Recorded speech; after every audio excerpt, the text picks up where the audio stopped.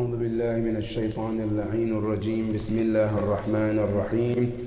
الحمد لله رب العالمين، ثم الصلاة والسلام على أشرف الأنبياء والمرسلين، سيدي وحبيبي ونور قلبي، طب القلوب ودوائها وعافية الأبدان وشفائها ونور الأبصار وضيائها أبي القاسم محمد.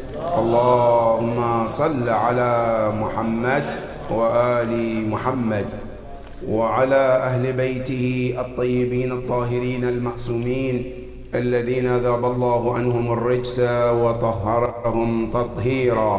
اللهم صل على محمد وآل محمد. قال الله سبحانه وتعالى في محكم تنزيله: أعوذ بالله من الشيطان الرجيم. بسم الله الرحمن الرحيم. يا بني آدم خذوا زينتكم عند كل مسجد وكلوا واشربوا ولا تسرفوا إن الله لا يحب المسرفين. صدق الله العلي العظيم. اللهم صل على محمد وآل محمد. عباد الله، أوصيكم ونفسي بتقوى الله. My dear brothers and sisters, Assalamu alaikum wa rahmatullahi ta'ala wa barakatuh. All praise belongs to Allah subhanahu wa ta'ala for all His blessings, those we can see and the ones we cannot see. We are grateful to Allah subhanahu wa ta'ala to those blessings that we still can remember and the ones we cannot remember. Ya Allah, thank you for all those blessings. What can we do without you, Ya Rabb? Thank you for another life. Thank you for another day. Thank you for another health. Thank you for many of those, Ya Rabb al-Alameen. And we send our salutation and respect to our chosen one, the perfect human being Allah ever created, the trusted one, our Prophet Ar-Rasul sallallahu alayhi wa alihi wa sallam. Allah sallam.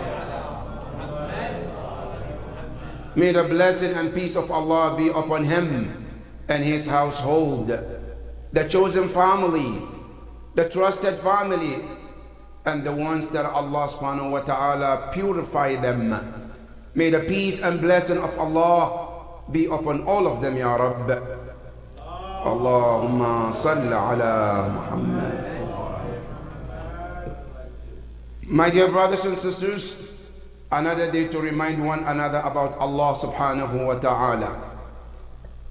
Every Friday is another day for us to remind one another about Allah, His rules and regulations among us. To remind one another about Allah watching and seeing everything we do.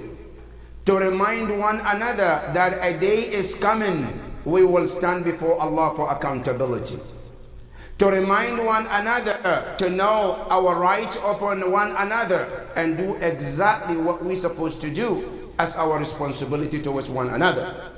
And more importantly, to remember Allah's duties upon us and His responsibility we put on our shoulders, and to do exactly that.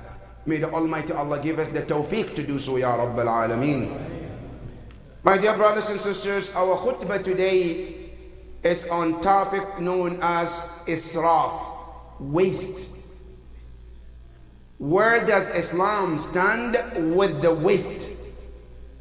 Wasting in Islam, how does it look like? That is our topic this afternoon. But before then, one of the many ayahs that talks about waste is the ayah we just mentioned in Surah Al-A'raf, ayah 31. In that verse, Allah ordered all of us to do three things and refrain from one thing. Basically, 4 commandments in one ayah Allah expects from all of us. What are they? The first, Allah called all the children of Adam, Ya Bani Adam. Oh, the children of Adam. And we mentioned this that in the Quran, anytime Allah says, Ya Bani Adam, Allah subhanahu wa ta'ala wants to say something positive about human being. Anytime that call comes, sometimes it's Allah expecting us to do something.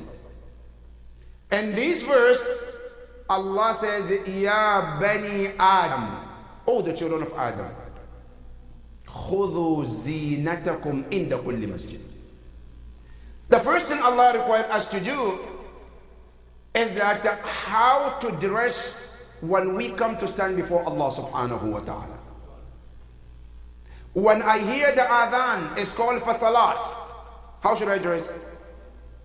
Now, meanwhile, just to understand where this ayah is coming from, you know, prior to Islam, the mushrikeen in Mecca, when they come to do tawaf, they come with no clothes on.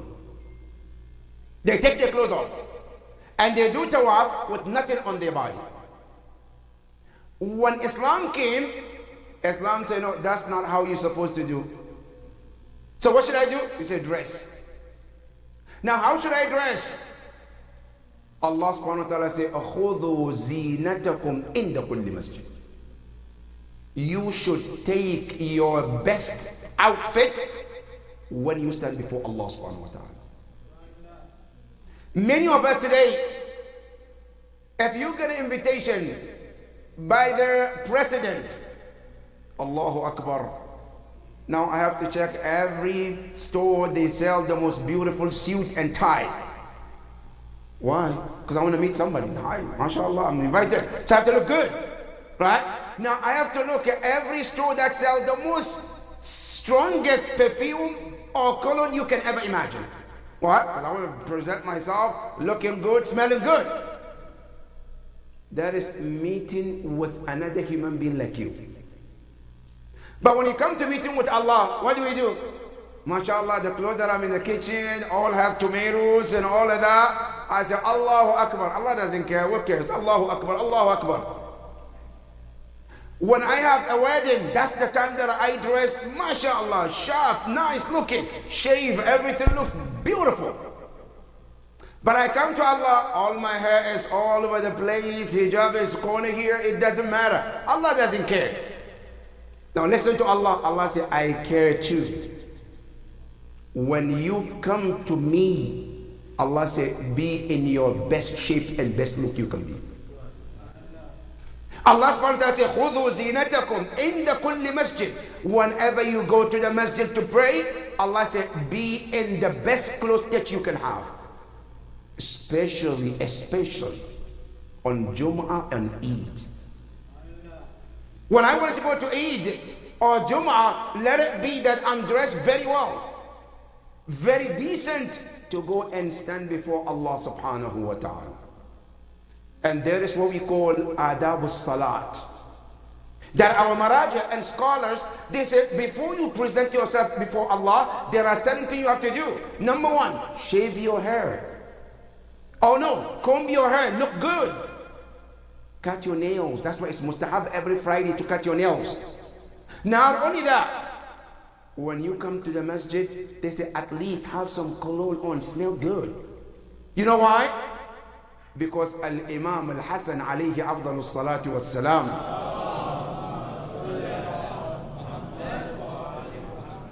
it is mentioned that whenever he stands up for salah, he wears and dresses the most beautiful clothes he has.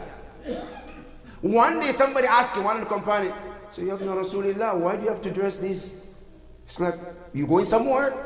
He said, no, I'm standing before Allah subhanahu wa ta'ala. And then he said, the reason why he does that, he said, Inna Allah jamilun yuhibbul jamal. He said, Allah is beautiful and he loves beauty. And that is Imam Al-Hasan alayhi salam, that he says every time I dress, and he says, فَأَتَجَمَّلُ لِرَبِّي. So I always want to look good for my Lord. That is one of the things Islam requires from us to do. Now, there are other clothes that when we work, for example, I'm working in my garden, right? The clothes that I dress for garden, that's fine. That's one clothes. When I'm going to the office, the dress is different. When I'm going to exercise, we have, mashallah, clothes for what? For workout, right? But what do you have to stand before Allah subhanahu wa ta'ala? Allah subhanahu wa ta'ala says, let it be what you dress before Allah to be something decent. Now remember, Allah is not expecting you to go buy the most expensive clothes to come and pray for them. No, but be decent. Dress well before Allah subhanahu wa ta'ala. That is, Allah, number one, is request from us. Number two, is wakulu, eat. Allah subhanahu wa ta'ala created us as a human being. And part of our way of survival and living is to eat so we can live. But the bottom line is, Islam is telling you and I, there is a difference between animal and a human being. Animals, they live to eat. But human being, we don't live to eat. We rather eat so we can live. Allah didn't create us for the sake of food.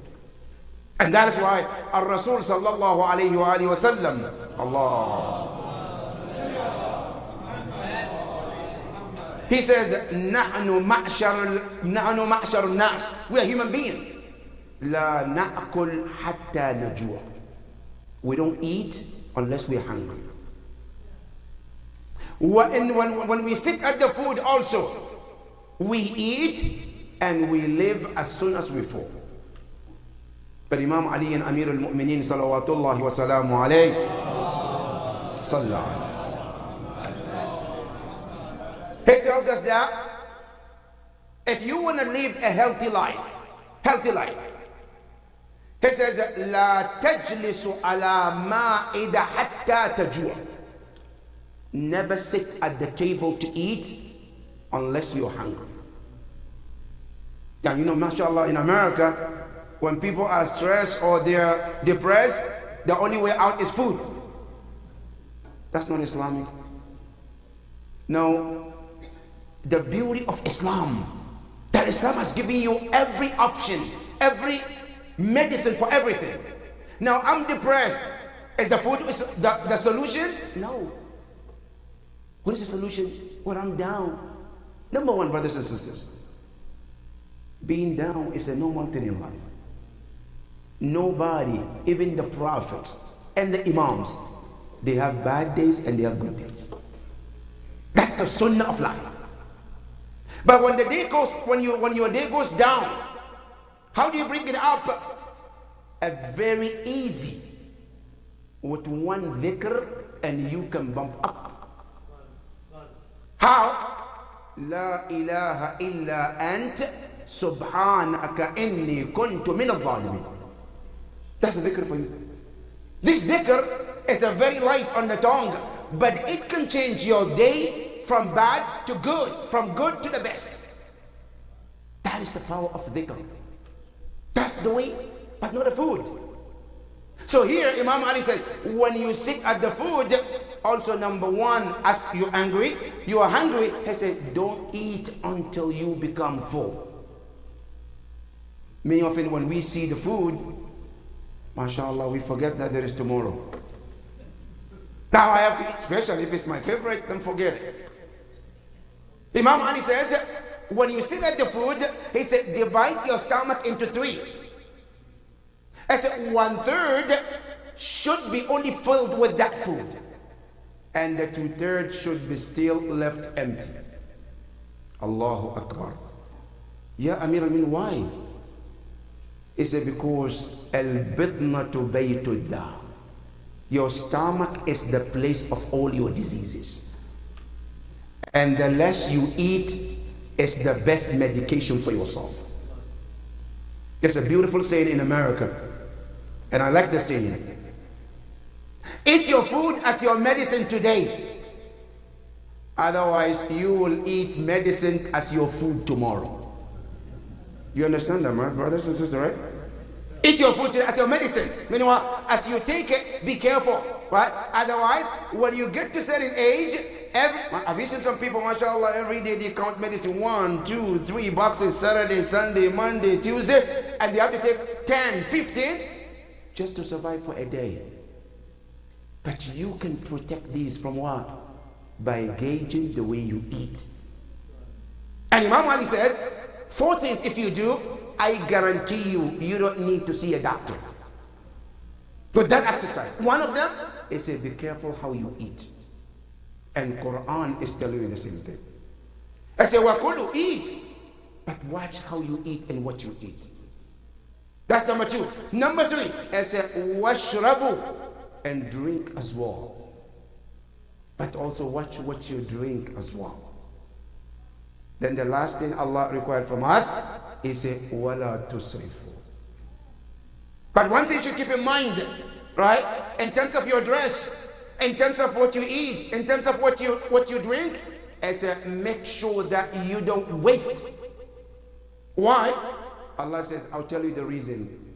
Inna Allah la yuhibbul musrifin.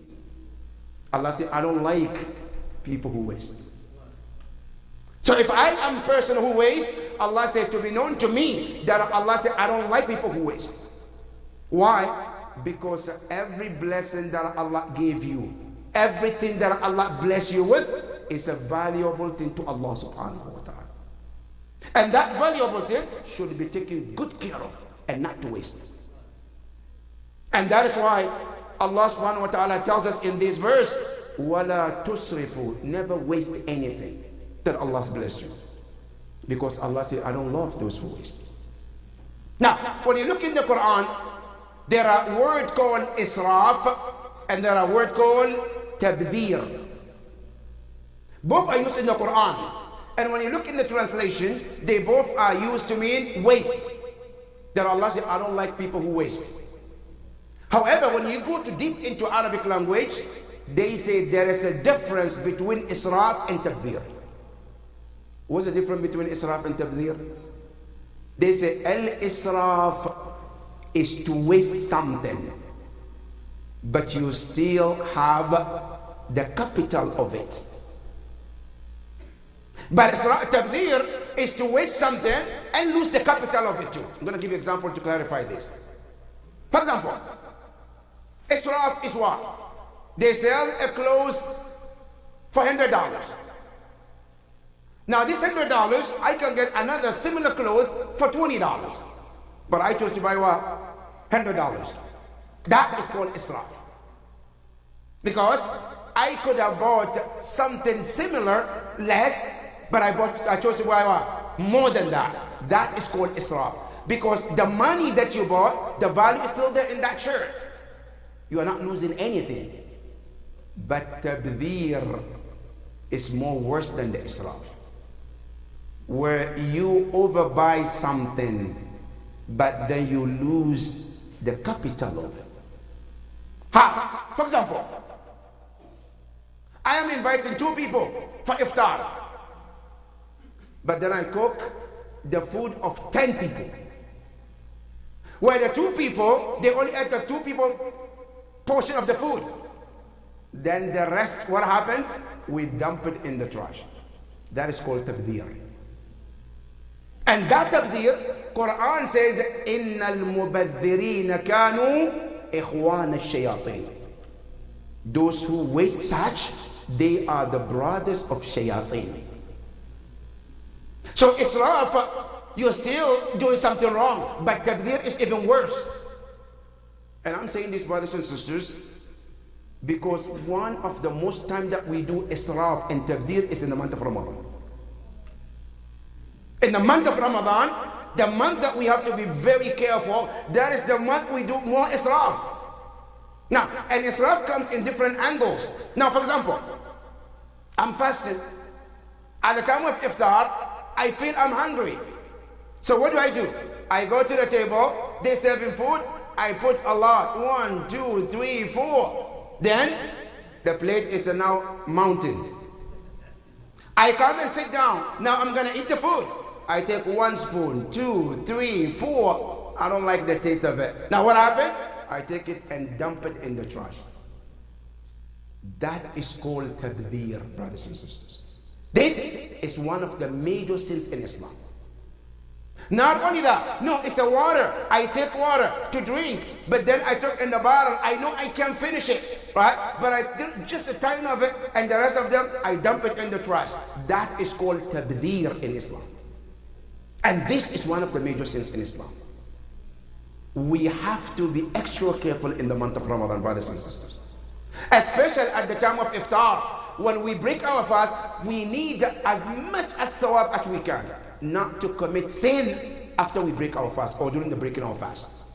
Because Allah subhanahu wa ta'ala mentioned in the Quran many ayahs about israf. And I want to share with you some of what Allah says about israf. One of them, Allah subhanahu wa ta'ala says about israf, where he said, Innal musrifina hum ashabun nar. Allah said, I guarantee you, people who waste, their place is hellfire yawm al-qiyamah.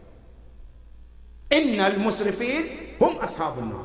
That's ayah number 1. You can find this in Surah Ghafir, ayah 43 in Surah Ghafir, or Surah Al-Mu'min in some surahs, in some Quran. That's number 1. Number 2, Allah subhanahu wa ta'ala said, وَلَا تُطِيعُوا أَمْرَ الْمُسْرِفِينَ. Allah said, do not ever follow a command of a person known to be wasted. That is ayah number 2. Ayah number 3, Allah said, let me set you one example of people who waste. One of them is Fir'aun. Allah said, وَإِنَّ فِرْعَوْنَ لَعَالٍ فِي الْأَرْضِ وَإِنَّهُ لَمِنَ الْمُسْرِفِينَ. So Fir'aun, it's one of the examples. Allah subhanahu wa ta'ala said, he was one of those who went beyond. Thought about himself, he's the God. He controls everything. Allah said, not only that, he was one of those who wasted on this earth. That is ayah number 3. Ayah number 4. Allah says, Inna Allah la yahdi man huwa musrif kadhab. Allah said, when a person is musrif, wasting, Allah said, I have no guidance for that person. Just we wasting. If I waste, Allah said, you should not expect guidance from me. Allah said, I don't like people who waste. Not only that, the worst of all those ayahs is here. Allah said, let me tell you, وَأَهْلَكْنَا الْمُسْرِفِينَ. We destroyed people who waste. Would you like me and you to be a part of those Allah destroyed because of waste? Allah said, listen, وَأَهْلَكْنَا. We destroyed people before you, not because of anything, just because they waste the blessing that we gave them. That's why wasting is a big problem, brothers and sisters. One of the things today we take it so lightly, especially some of our family at home. Children, we feed them food. They started to eat. They take a bite. They don't like it, dump it in the trash. No big deal. We buy them food. They don't like it. They take one taste, dump it in the trash. My dear brothers and sisters, did we ever stop to think? In this country called United States, there are people who don't have meals to eat on a daily basis. Did you ever stop to think about them? Now, look outside America. Today, how many countries where there are people only have one meal a day? And we got these blessings of Allah. Instead of taking good care of it, we dump it, we trash it. And we think Allah is not going to hold us accountable for this? Now, just to make sure that we understand this, there are many things people waste, and we take it lightly.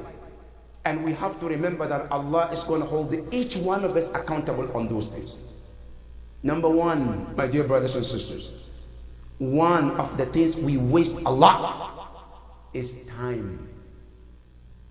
Time is one of the things we waste. And Allah tells you that you have to remember that everything about you is based on time. Allah said, we time the day you will be born. We time how long you're going to live on this earth. We time when you're going to die. Everything about you is about time. So you should take time very seriously. And Allah, to let us understand the importance of time, He said, وَالْعَصْرِ إِنَّ الْإِنسَانَ لَفِي خُسْرٍ. I swear by the time. Because everything is about time. Allah said about you and I, when the time of death comes, فإذا جاء أجلها لا يستأخرون ساعة ولا يستقدمون. Allah says your life on this earth is based on the time. When that time comes, Allah says we are not going to increase 1 second. Sulaiman alayhi salam, one of the Prophet of Allah, one of the great servants of Allah on the planet. Sulaiman alayhi salam, he has a custom that every day when he finishes azkar and his ibadah, he comes to watch his kingdom and people who work under his control. He will look for hours. He will look for jinn. He will look for humans. He will look animals. Some of them, he has a time for them. Where Quran says, sometimes he goes around, pet those horses. Until one day, Nabi Allah Sulaiman come out. As usual, watching. All of a sudden, somebody pops up. Who was that? Who never needs a permission to come to anybody's house or anywhere you are. And it's called Malakul Maut. As he showed up, Sulaiman alayhi salam watching. He said, Ya Nabi Allah, Ya Malakul Maut, hal ji'ta za'iran am qabida? Did you come to visit or to take?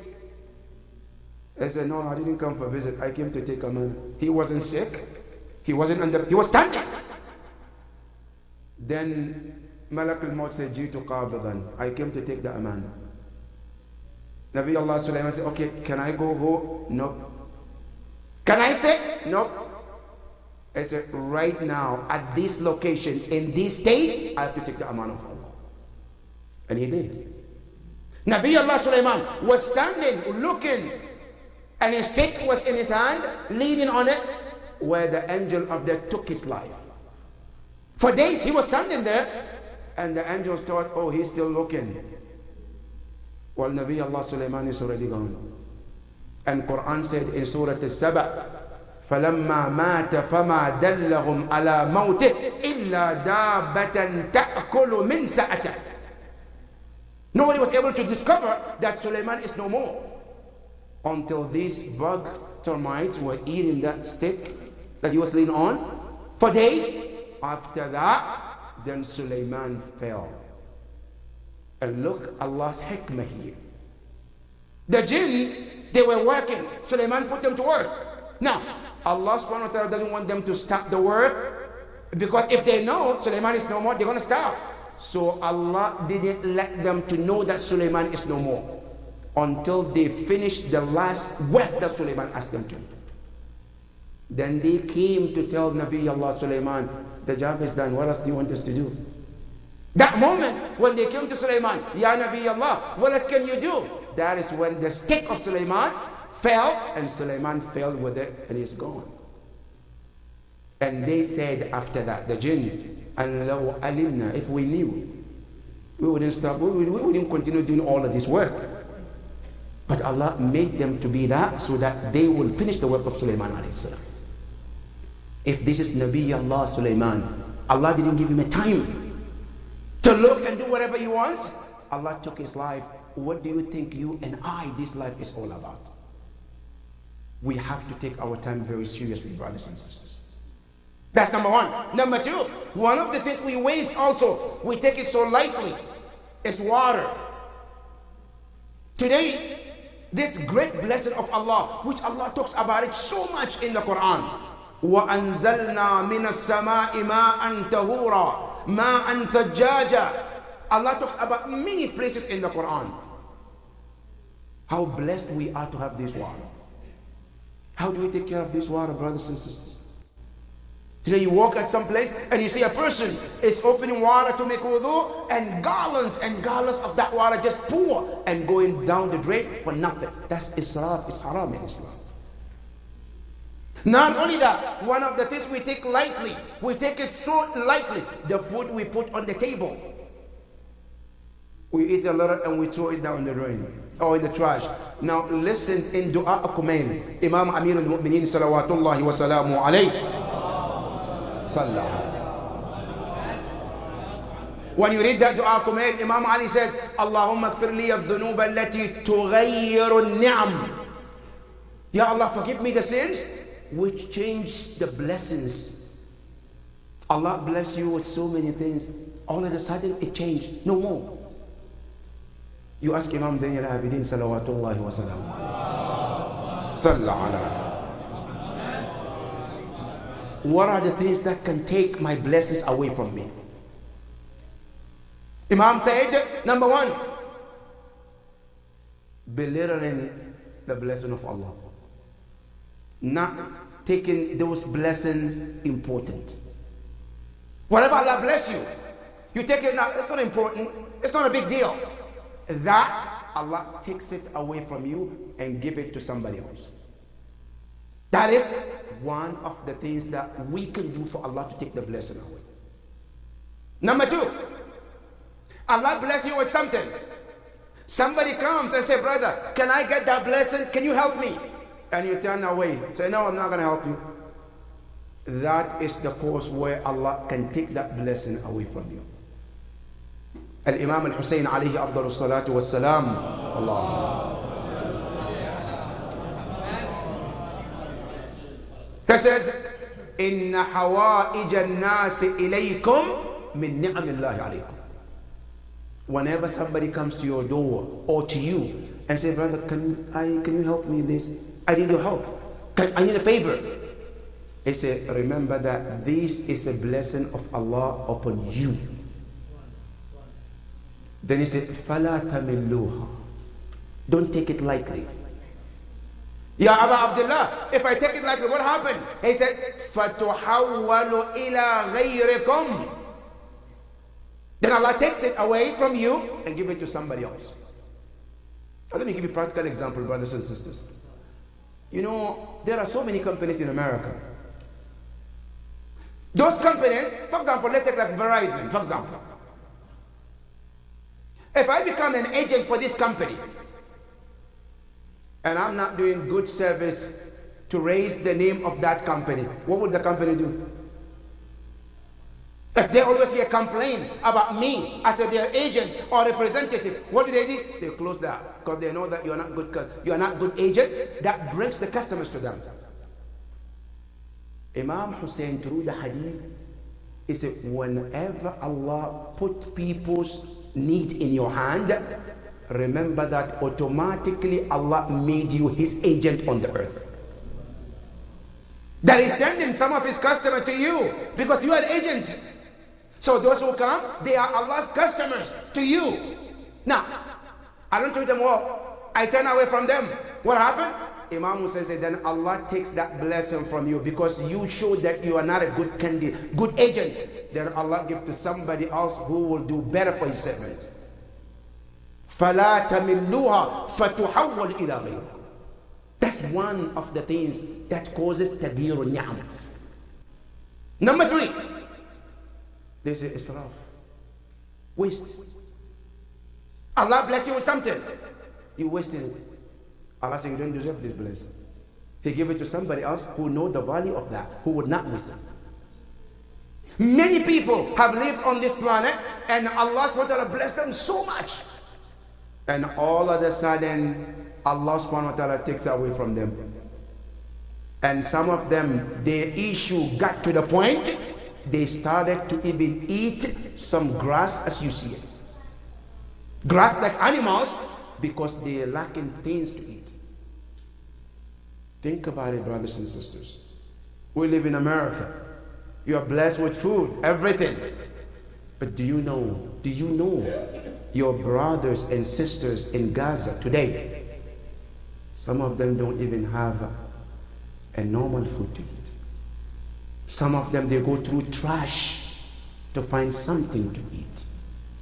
Some of them, they started to eat even food of horses and donkeys just to survive.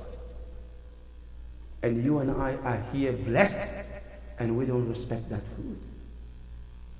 We have to be extra careful so we don't get tested like those people. And one of the ways to do that is to refrain from waste. Especially in the month of Ramadan, when you come to do iftar, because Ramadan, there are two things here, brothers and sisters, to understand. Number one, those who volunteer or who cook, please don't overcook. Please, because one thing we have to understand, month of Ramadan is not a month of too much eating. Actually, in the Ramadan, it's makruh to even overeat after iftar or suhoor.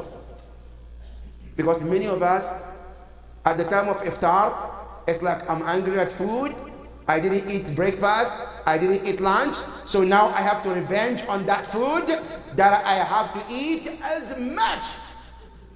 But that's not the case. It defeats the purpose. The purpose of fasting is what? To eat something so you can taste the anger and taste the thirst. That's what the purpose of it is. So in the month of Ramadan, we should refrain from waste, brothers and sisters. We should refrain from wasting of any kind of food or any kind of water before Allah subhanahu wa ta'ala becomes angry upon us. We pray to Allah subhanahu wa ta'ala to help us to do the right thing, Ya Rabbal Alameen. Ya Allah, help us to be those who appreciate every little blessing of yours, Ya Rabbal Alameen. Not only appreciate taking good care of those blessings, Ya Rabbal Alameen. Bismillah ar-Rahman ar-Rahim. Wal asr inna al-insana lafi khusr illa alladhina amanu wa amilu as-salihat wa tawasaw bil haqqi wa tawasaw bis sabr. Sallu ala Muhammadin wa ali Muhammad. Sallallahu.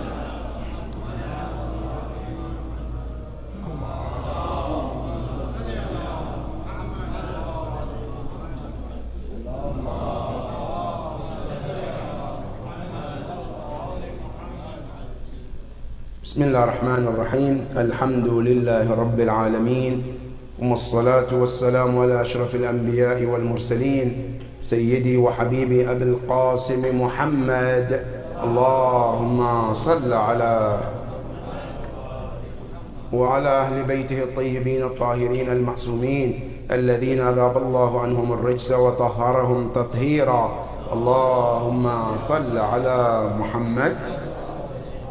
اللهم صل وسلم على علي أمير المؤمنين وعلى فاطمة الزهراء سيدة نساء العالمين وعلى الحسن والحسين سيدي شباب أهل الجنة أجمعين وعلى علي بن الحسين زين العابدين ومحمد بن علي باقر علم النبيين وجعفر بن محمد الصادق وموسى بن جعفر الكاظم وعلي بن موسى الرضا ومحمد بن علي الجواد وعلي بن محمد الهادي والحسن بن علي العسكري والحجة بن الحسن المهدي عجل الله تعالى فرجه وسهل الله مخرجه وجعلنا من أعوانه وأنصاره ومن المستشهدين بين يديه جميعا ورحمة الله وبركاته.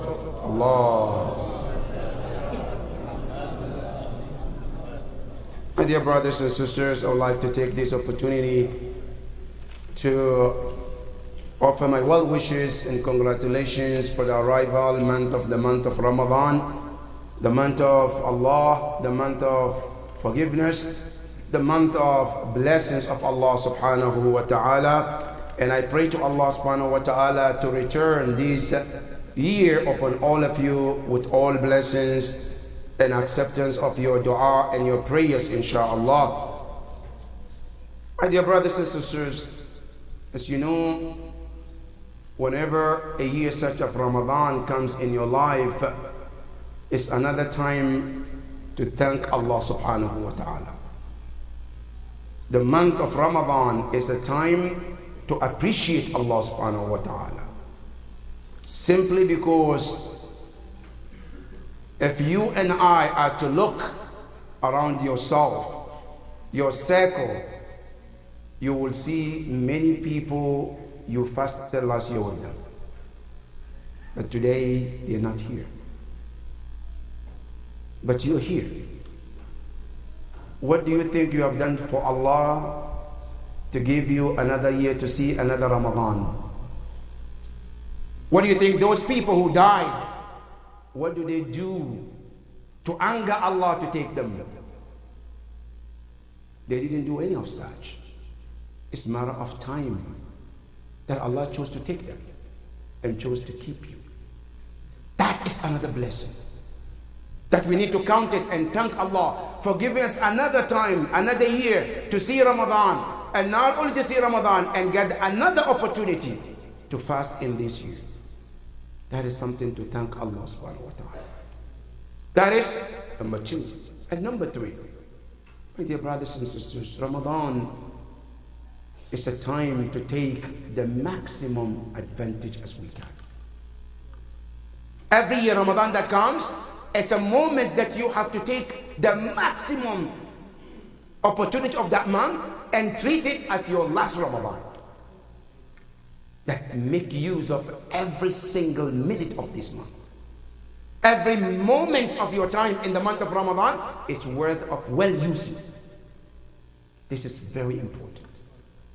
Because remember, brothers and sisters, whatever you are doing today, many marhumeen, they wish to have that opportunity.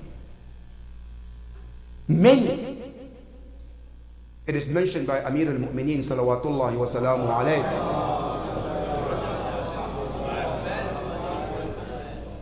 when he was talking to the marhumeen in the Wadi Salam, he was telling them about the life on this earth that they left.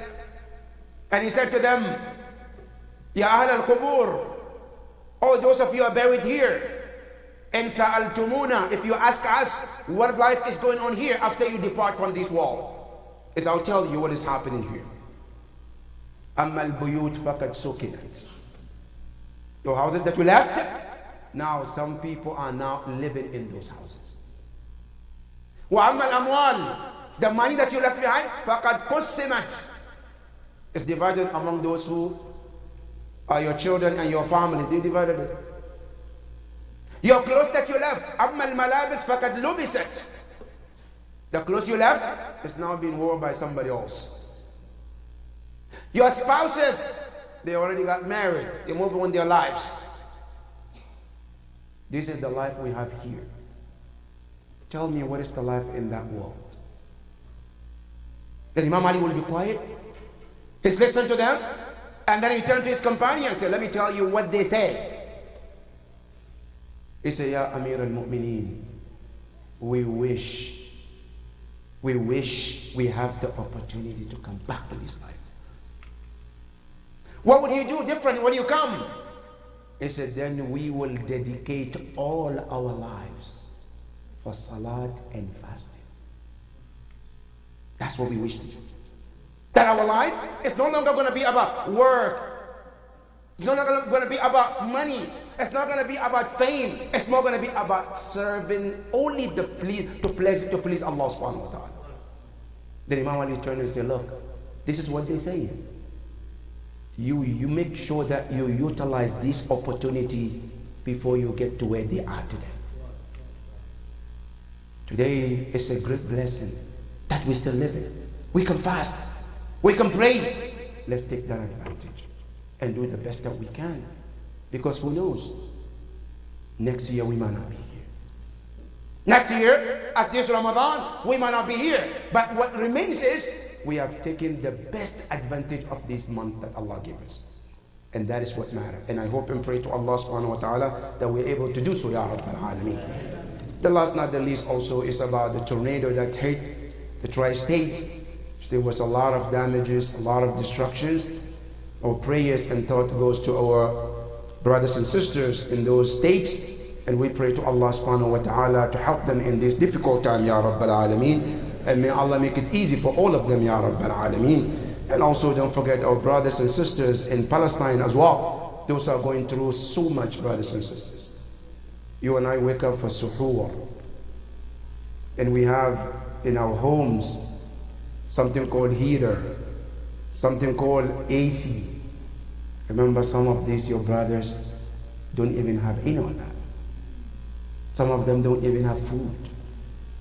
If you watch on TV, on news, some of them, they come and stand hours waiting for food to be cooked so they can put some lentil for them to go home with it. That is their life. That's the surviving mode that they live in. Pray for them. May Allah make it easy for all of them, Ya Rabb. May Allah hasten the appearance of our 12th Imam, Ya Rabb al-Alameen. Bismillah ar-Rahman ar-Rahim. Inna a'tainaka al-kawthar. Fasalli li rabbika wanhar. Inna shani'aka huwa al-abtar. Sallu ala Muhammadin wa ali Muhammad.